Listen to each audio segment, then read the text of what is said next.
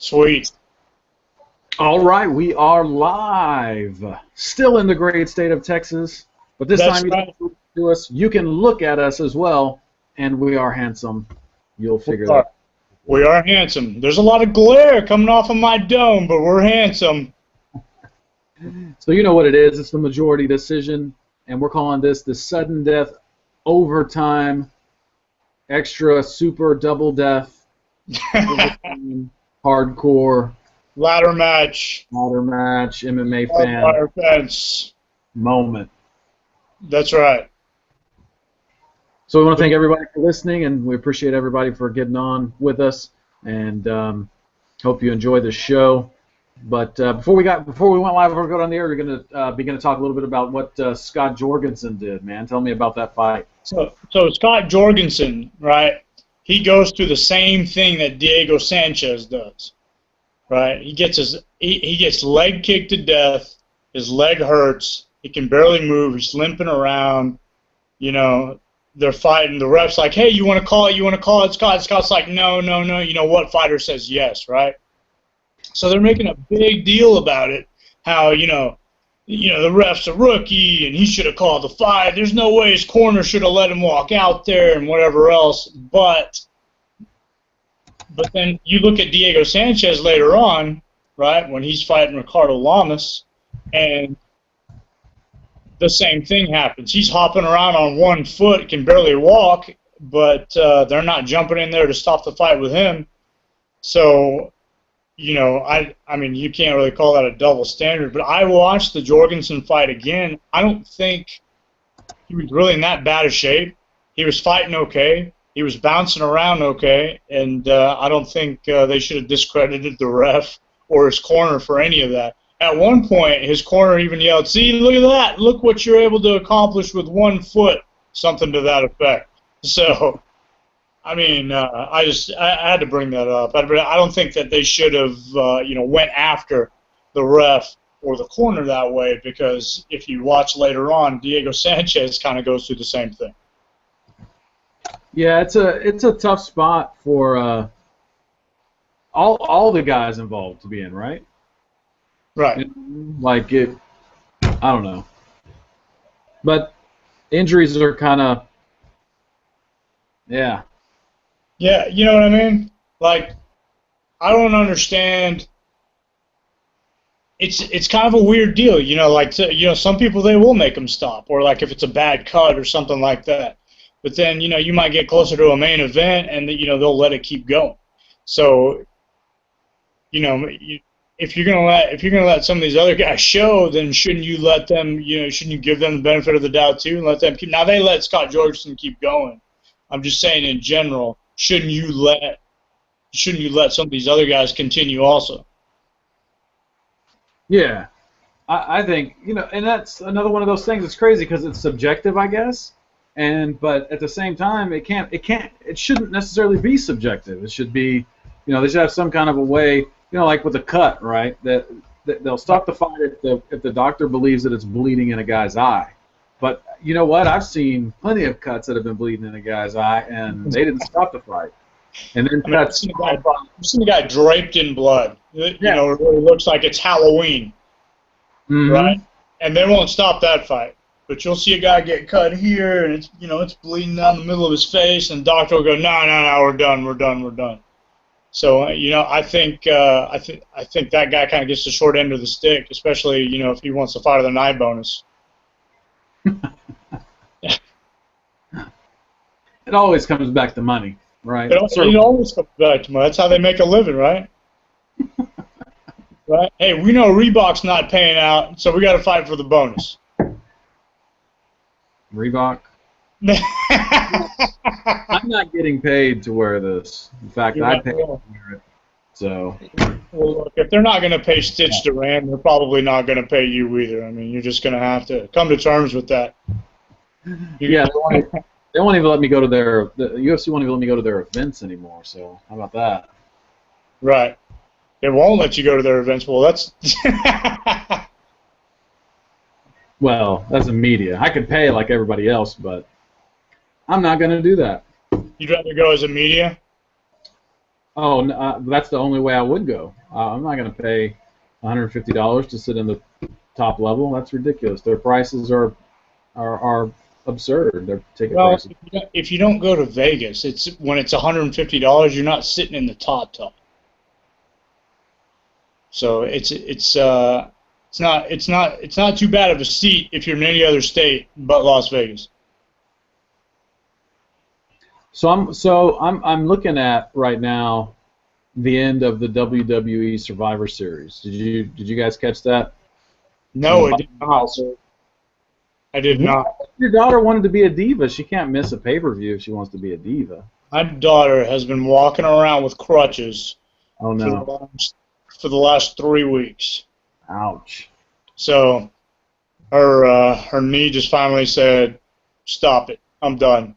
So, Man. so Hate to hear that. yeah, it's she's pretty depressed about it. She can't really do a whole lot, but it is what it is, right? If Yeah. you're gonna, for anybody out there who's got kids and your kids play sports and they go crazy, they get hurt a lot, they get injured, but they still want to play. You know what? When they're done being hurt and they heal up, if they still want to play, by all means let them.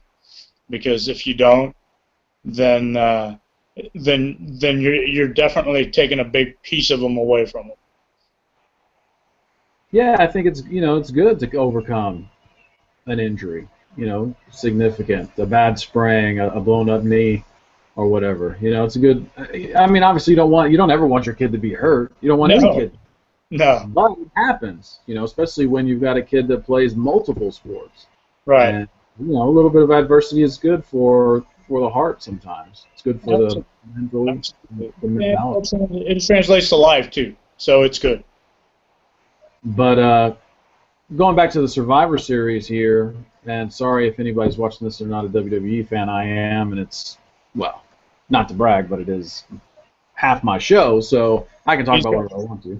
That's right. It's true. He can talk about whatever he wants to, and he's got a ring with turnbuckles in his backyard. I actually had that conversation with my wife today. Get a ring, because you can pick one up for about $4,500. You can. That's pretty cheap. But here, you can get. I ran across this accidentally. I was looking for used mats on God, where was it?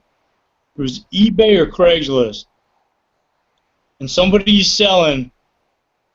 It's like a 10 by 10 or a 15 by 15. It's a ring put together, and it's like $300.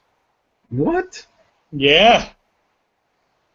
A boxing ring or a wrestling ring? No, it's a wrestling ring.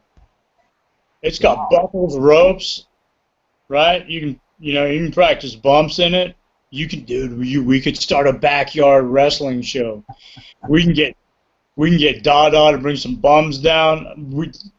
This can be something totally. This can be something big. I would even consider paying those guys $30 instead of $25. $30. That's right. $30. Just to make it.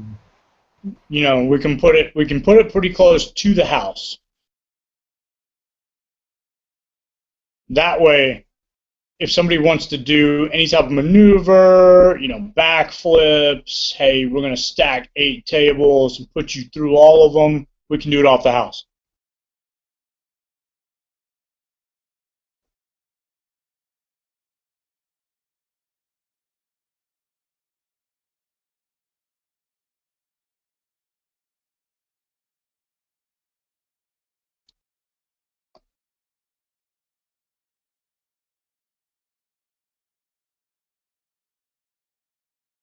Well, it looks like. Oh, wait, I think he's back. Is he back? There he is. Perfect. Where'd you go? I don't know. My internet died. Every once in a while, you get hijacked by ninjas on these things. Bear with us. This is our first live, so we're trying. We're trying to get good at this. Like we got good at the other thing. Yeah, it Takes time, especially when you're not very technically savvy. But so anyway, Survivor Series. Roman Reigns won the WWE World Championship and then lost it to Sheamus, who cashed in his Money in the Bank gimmick. Oh, Lord. Yeah, I don't understand what they're going to do with Roman Reigns. I mean, they're trying to make him out to be, a top guy, like, somewhere near John Cena. And the crowd is just not buying it. I mean, from the very first match that he had tonight, which he opened up the card with Alberto Del Rio, the crowd was booing him unmercifully. And they got to turn this guy heel. I thought that finally they put him with Triple H and put him with the Authority and really try to get him down as a heel, but I guess not. I don't know. I'm at a loss for words, but I'm a big wrestling fan. Yeah, I know you are. But just like the Ultimate Fighter, the WWE is they're losing viewers.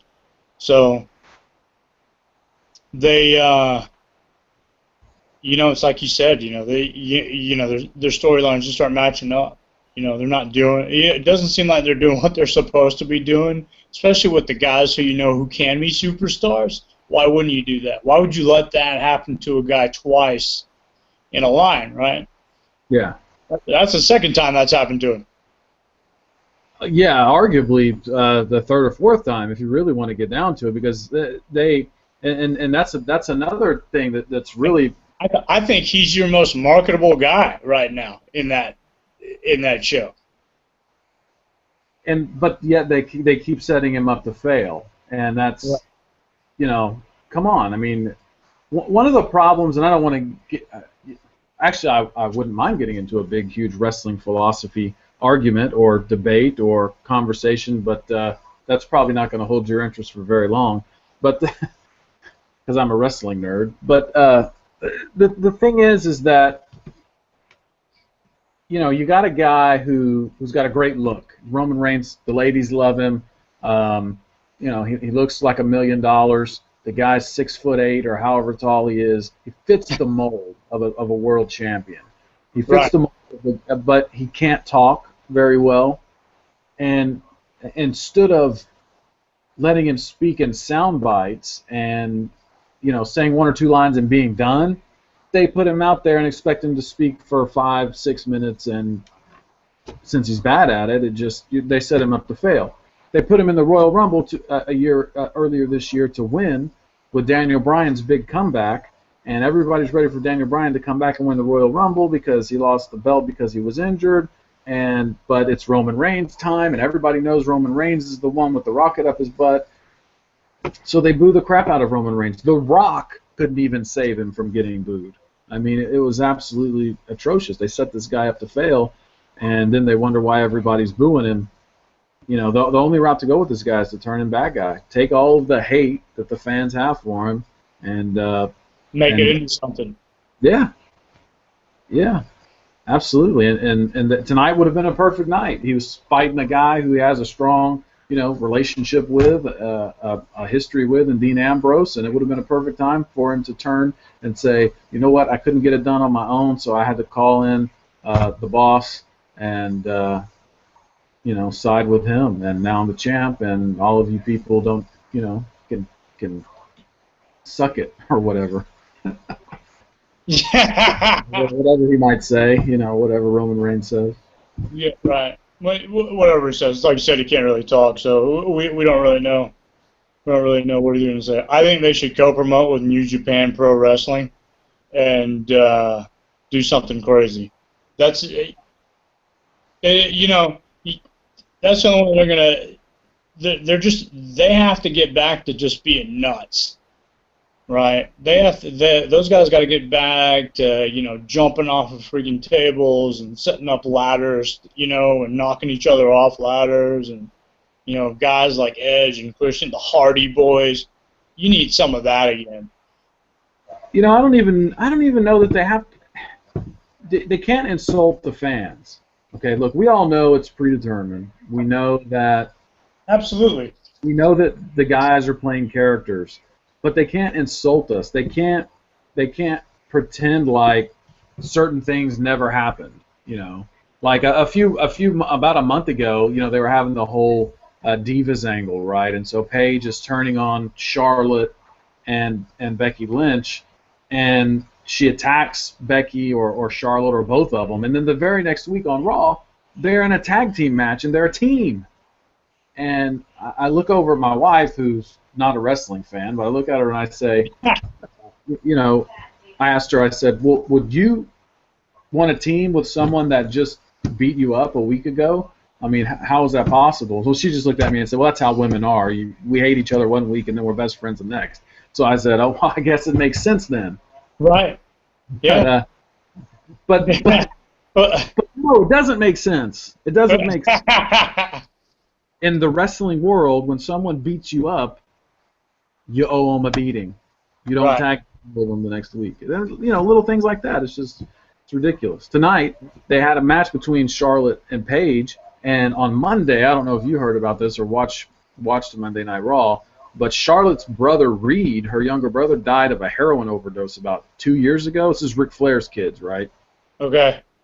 He died in a hotel of a drug overdose. Ric Flair was in the room right next to him and found him the next morning when they were going to go do a show that evening. Anyway, so Paige, they had this long back and forth, which was pretty intense. It was, it was okay. They were doing the best that they could with the time that they had. They had a lot of time, and it was too much time. But anyway, she capped off the interview by saying something to the extent of, well, Charlotte, you seem like you've got a lot of fight, but you know what? Your brother didn't.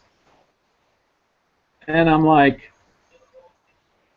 okay, so you just referenced someone that legitimately died, Right. a horribly sad death, I guess, or whatever. Something that's obviously real emotional. So anyway, so now fast forward. Maybe they felt the need to bring him into the story. Yeah, I mean, yeah, obviously they did, but so my point is now, let me ask you this. If one of your siblings passed away and someone said that to you, and now you have a fight with them the next week, I don't know about you, but I would sprint to the ring and try to maul this person. Sure. Because emotionally, right? I mean, right. That's the way you should write it. Yeah. That's Absolutely. The way you would read it.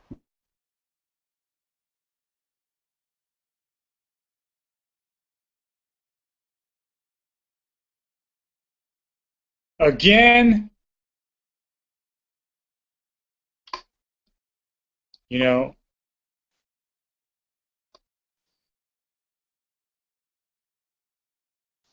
so I lost him.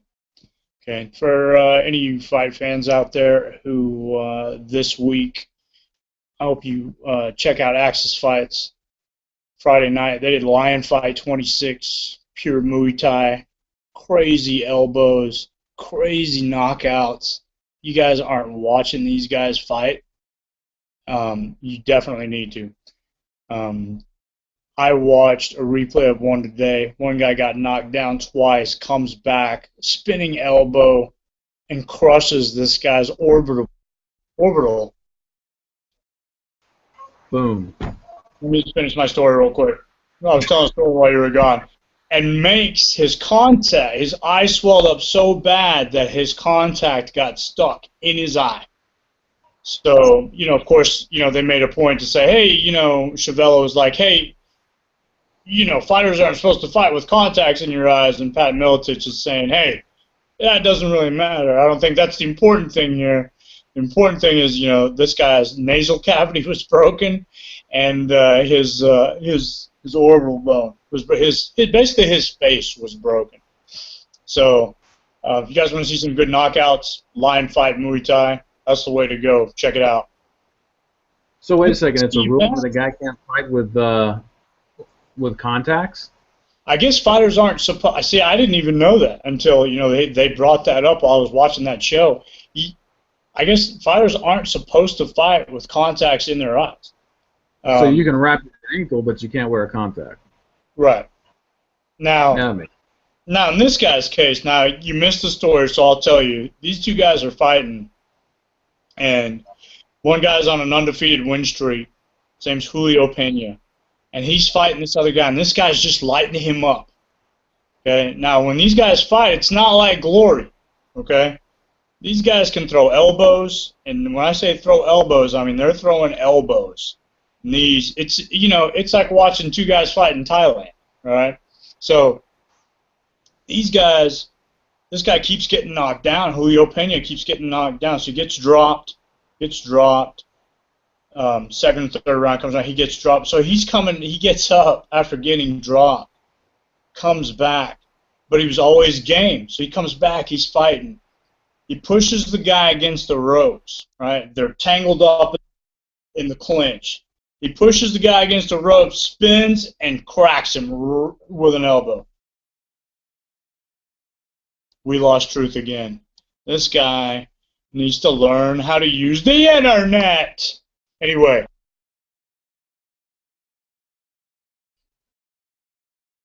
I think he's back. Again, really?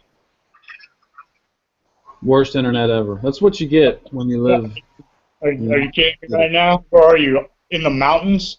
They're not a router where you are? Okay, look, so he spins off the clinch and just cracks him right here. I mean, it was ridiculous. And his eye just swelled up. Remember what Josh Koscheck's eye looked like when George St. Pierre, jabbed it for 5 rounds straight? Remember that? Yeah. This guy's eye, his face is broken here. His nose cavity's broken. You can't see his eye, but there's a contact swollen. There's a contact stuck in his eye now because his eye's swollen shut. That's the type of stuff you want to see. Watch lion fight. Yeah, it's not a fight until someone's eyes swollen shut, right? Right. That's but that's why you watch kickboxing. Why else would you watch it?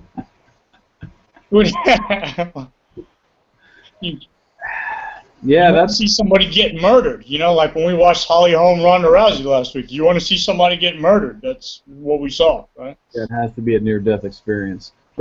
One other thing, I forgot to mention this on the for anybody that might be listening or watching. I guess you're watching and listening now at this point.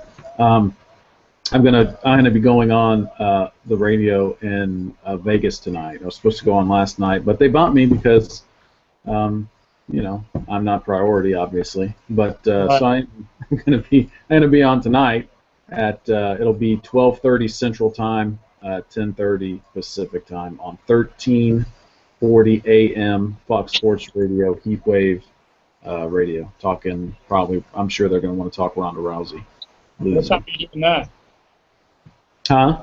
What time are you doing that? It'll be 12:30 our time. 12:30 our time. Okay. So if you're up, check it out. If you're not, download it later. Support the show. Absolutely. Hey, do we get a plug when you get on that show? Absolutely, we do. Yes, we do. I can handle that. Heatwave Radio. 1340 AM. Yeah, the guy up there is really good. Tim Unglesby. I met him at we both covered one of the events here in Houston a couple of years ago, and most of the writers are really snobby, right? For whatever reason, and so it's not real easy to kind of network, right?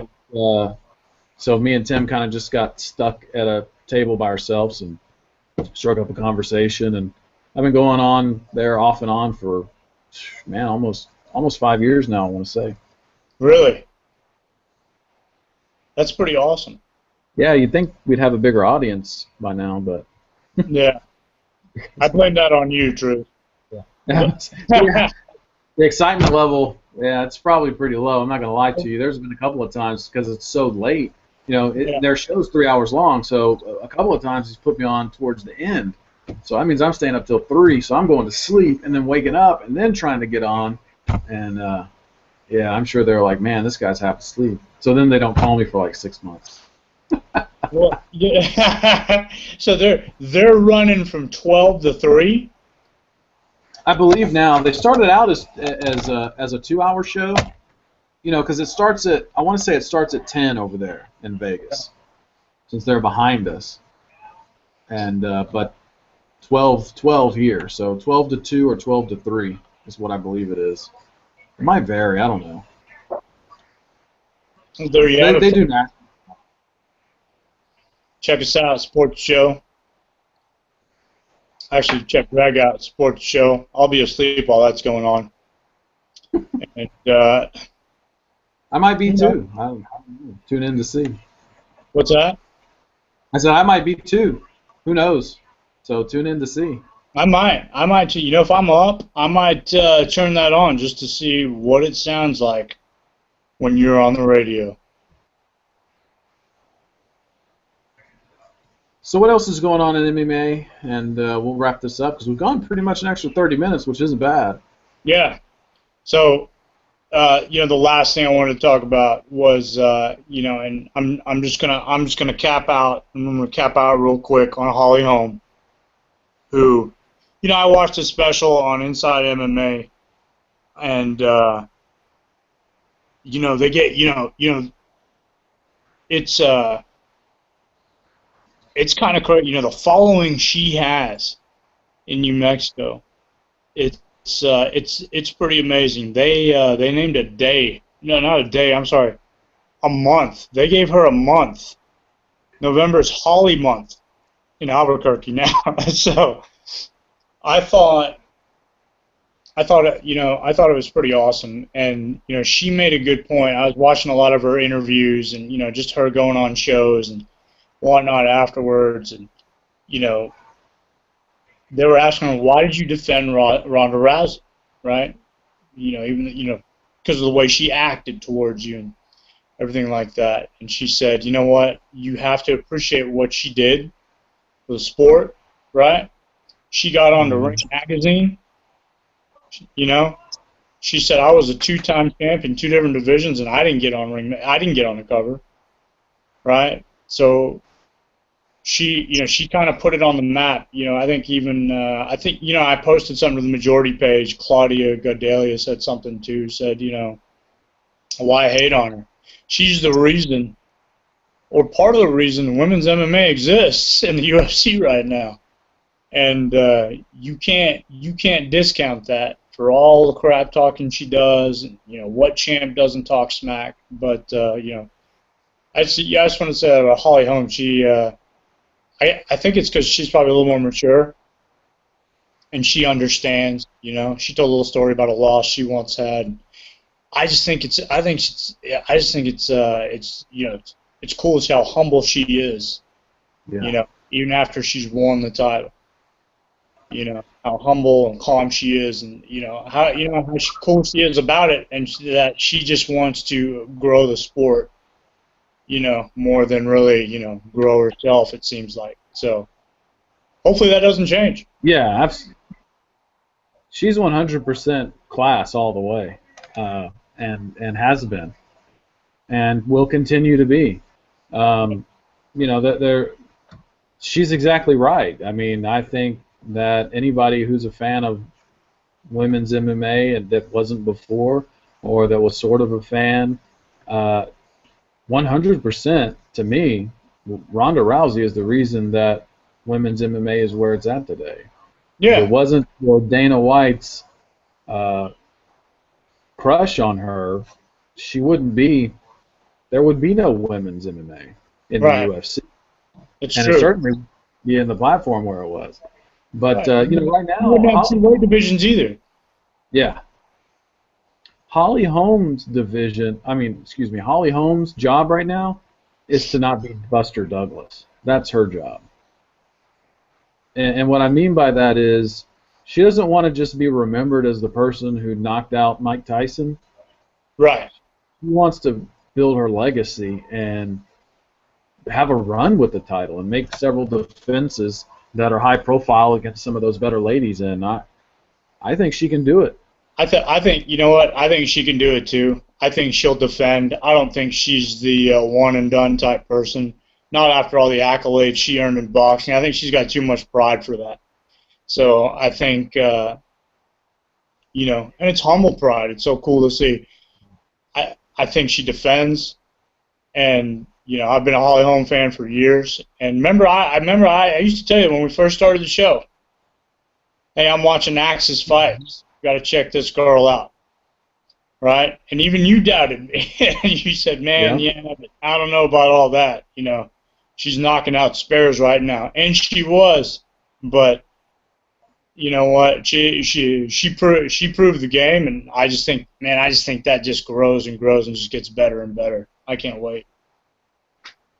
Yeah, it definitely translated. Well, I think that's about time for us to wrap it up. We certainly appreciate everybody who is checking us out right here live, and anybody who watches it in the definitely, if you're a fan of the show, we are on Blog Talk Radio Friday and Sunday nights at 10 p.m. Central Time, audio, and we're going to be following up occasionally as we feel need to with a little bit of extra talk on YouTube, on our YouTube page. We're going to try to add a little bit of extra content here and there every once in a while on the YouTube page, and just, so if you're a fan of the show, definitely support it, tweet it out, follow us on Facebook, The Majority Decision, and again, thanks everybody for listening. Have a great week. Thanks, guys.